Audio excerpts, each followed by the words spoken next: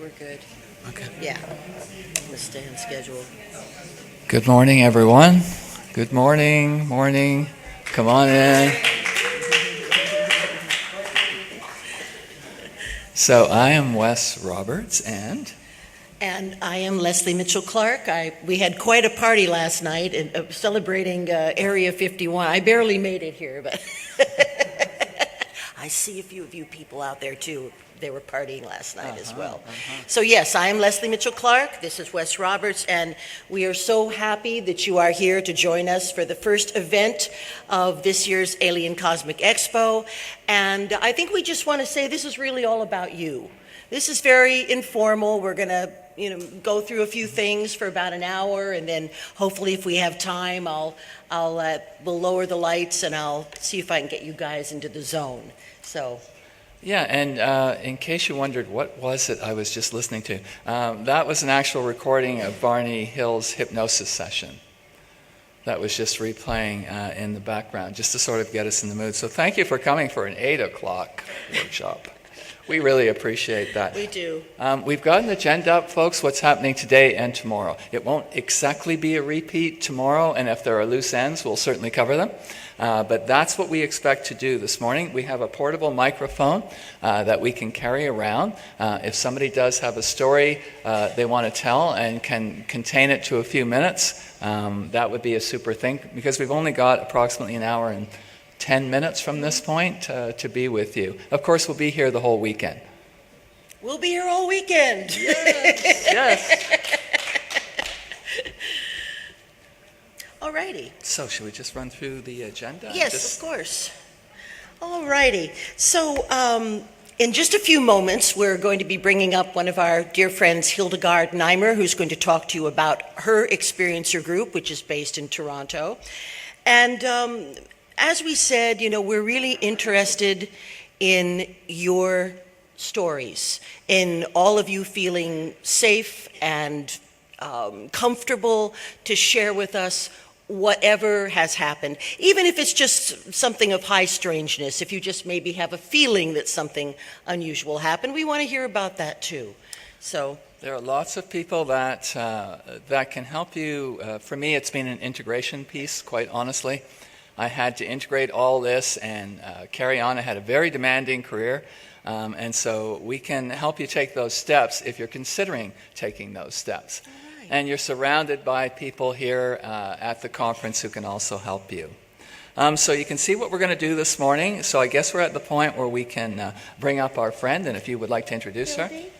This is our dear friend Hildegard Neimer, and she's going to tell you a little bit about her wonderful group.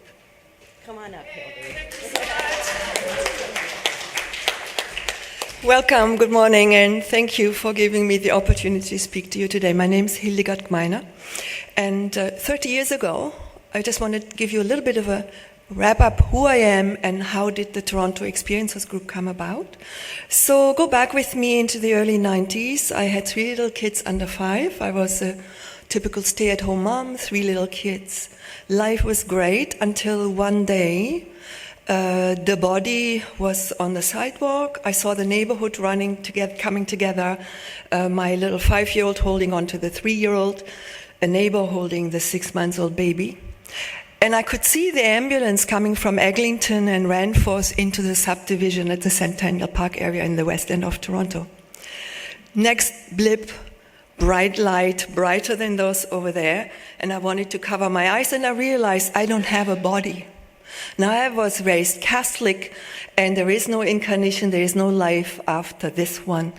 And it really blew all my circles, because after I heard that voice in the light, and I thought I want to go there, I was instantly there.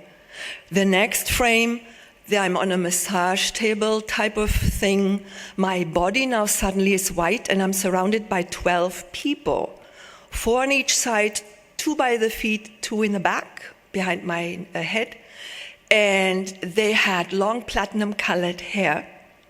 The eyes, almond-shaped, maybe twice the size of the human eye, and they had amazing skin, like a newborn baby skin.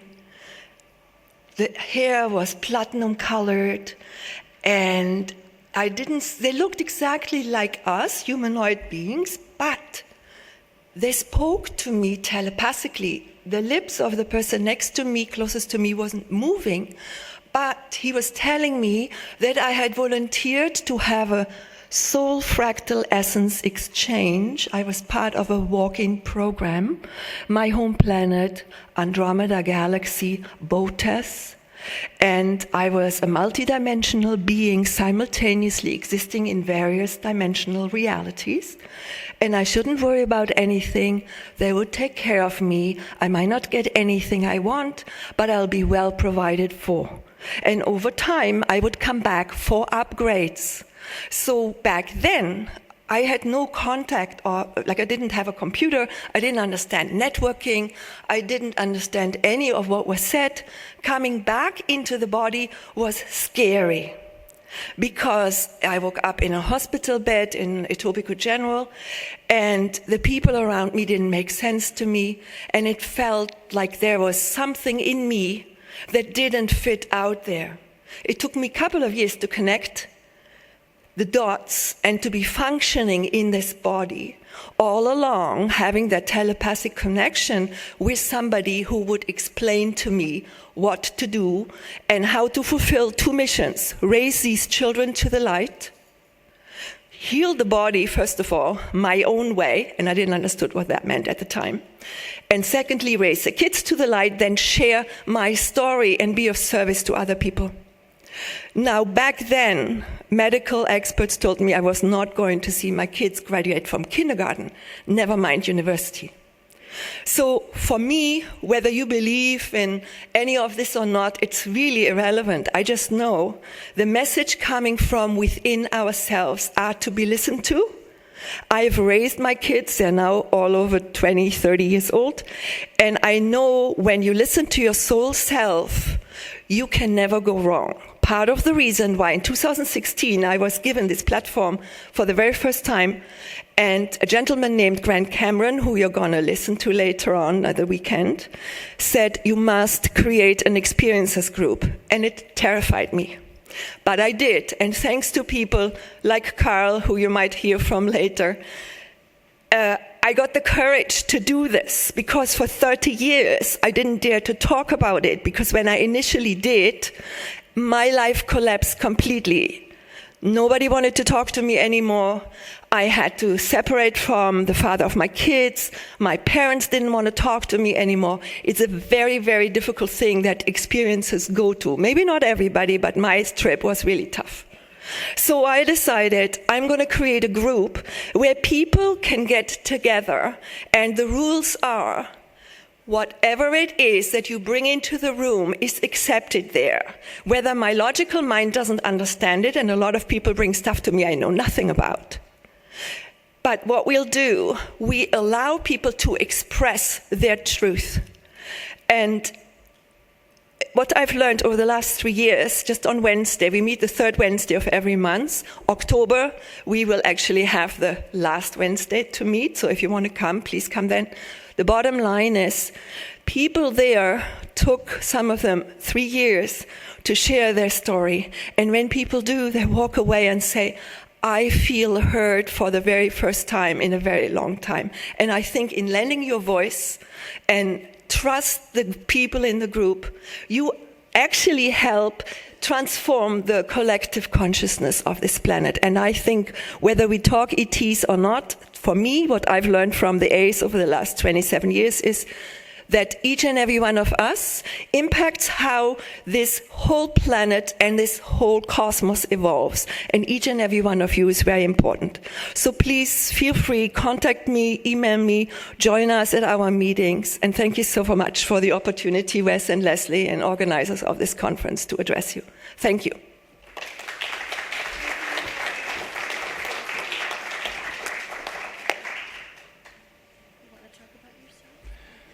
Okay, folks, so we're going to move forward, talking a little bit, each of us, about where we're coming from, our exposures, how we feel we might be able to help you. So some of you have heard this story, so I'll keep the story short. In the 1980s, I had a unique experience that I couldn't dismiss from my mind. And so for 20 years, over 20 years, I kept it sort of hidden. I wrote it, I rewrote it, I rephrased it, I went over it. I was already into dream analysis, so I had a pretty good idea of what a dream was or was not. I was already experiencing out-of-the-body experiences. I was somewhat familiar with lucid dreaming, with hallucination, and so forth. And it was just not any of those things. So it dogged me. It stayed with me. And eventually I was starting to be severely sleep deprived, and actually getting to the point where I was afraid to close my eyes at night because they would be there. So the sleeping thing was chronic, and it was awful. I was married at the time, so I thank my partner for going through a lot of this with me. I finally got to a point after about 20, 21 years where I thought to think, I moved my thinking to maybe I am an abductee, maybe I am an experiencer. I had been in denial since that experience happened, thinking impossible. Actually thinking, separating myself from abductees or contactees, or from experiencers, thinking I am not one of those people. So when I finally got to that stage, after sitting on it for a couple of decades and talked to some close friends and had an awful, I should say, put my ex-wife through an awful experience at 1 o'clock in the morning when she walked in, and I bolted up out of bed and pointed at her and I said, "Who are you?" It got to that stage. So it was pretty bad for me. So I finally thought I need to seek someone's help, specifically to discover what was going on in this 5-stage experience. And you probably know this if you're an abductee or if you're an experiencer, that alien life forms stage experiences for us. They set up stages, we walk on them. We go through it. They observe us. They get to the next phase of the next stage. We walk into that. They observe us. Some things might happen to us at each phase or at each stage.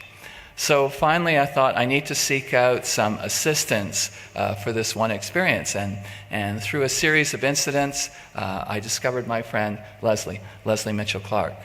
And she'll talk more about what she does, her place in all of this, which is really important to me. And I want to tell you, if you're nervous at all about hypnosis or about taking that big step, don't be. From my own standpoint, it's a piece of cake. It honestly is. And you will uncover a lot more because when I went to see her for the first time after the assessment was over, the triage, I like to call it. So after the triage, and it was determined that I might be a stable character after all, we did my first session, and it was nothing about the 1980s experience. In fact, that didn't come up until much later. And my friend and I have been through 30-plus sessions with me over a period of 5 years. And I want to tell you the experiences, which you probably already know, some of you, do not stop. They don't stop. I'm not saying they're bad. I want to emphasize 90% plus of my experiences have been positive, have been uplifting, have changed my life in positive ways. There's the 10% or so, not so fun. But the rest of them have been fairly positive. So that's where I am today. I'm a pseudo-retired college professor. So I had a very daunting, difficult career. I had to show up every day and teach technical subjects, technology. And so there's the two sides of me, right? A fellow teaching technology and a fellow who believes he's been through experiences. So at this point, and we've only come up with book number one, which is we've just published, called Intersections, is a history of maybe 5, 6, or 7 of my experiences out of maybe 40. So it's a beginning. And it's unique because both Lesley and I analyze what I've just been through. We present the transcript verbatim, and then we analyze what I've been through. And so I'm here today because my number one mission, if I was tasked with a mission, is to share. And so I'm going to be here all weekend. I'll be here again tomorrow morning. If we can't get done our business today, I hope that we can get it done over the next 2 days at some point. So Lesley, you want to come up and chat? please. That was a bad idea. That was a stupid idea. I don't know what I was thinking. Anyway, yes, I am Lesley Mitchell Clark, and a certified clinical master hypnotherapist. And what that means is that I have received very specific training that most therapists in Europe and in other countries receive automatically. Most psychologists and psychiatrists, etc., do study hypnosis and have a working knowledge of it. It's a separate discipline here, although I do have a past I do have a degree in psychology, and I was a psychiatric nurse for some years. So I have always been drawn to the experiencer issue, and I didn't understand it for a long time, but in the process of writing this book with Wes, I was able to look at an experience that happened to me when I was a teenager that was extremely dramatic and definitely a abduction experience. So without even realizing it, I know I at least had one incident of high strangeness occur. So I've always been fascinated with the entire issue, and I realized very quickly that there weren't a lot of hypnotherapists who were working with experiencers. And I think there are a couple of reasons for that. One, it certainly requires rather advanced regression techniques, which not all hypnotists have or are comfortable with. And number two, every once in a while, there would be someone who would come to me with an experience who was probably not mentally well. And unfortunately, because of the way the law is, I have to sort of make a determination before I work with someone if they are able to receive hypnosis. And certainly I bend the rules all the time. I do, because I've heard some stories that maybe another therapist would say, well, this certainly points to some type of dissociative disorder. I don't think that way at all. So my door is open, and I've actually developed techniques for working with experiencers that come from my work as a past life regressionist, oddly. There's no rule book for what I do, really. There has never been a rule book. I think I might have to maybe write one at some point. But there are no techniques that we learn as hypnotherapists that are specifically devoted to working with experiencers. So it does require usually quite a deep trance. And so I do use an adaptation of past life regression techniques. And I found that that worked beautifully. One thing I do want to leave you with, and this is... Wes touched on this, but when we regress individuals to experiences, we do not, as hypnotherapists, we do not need for that individual to relive a trauma.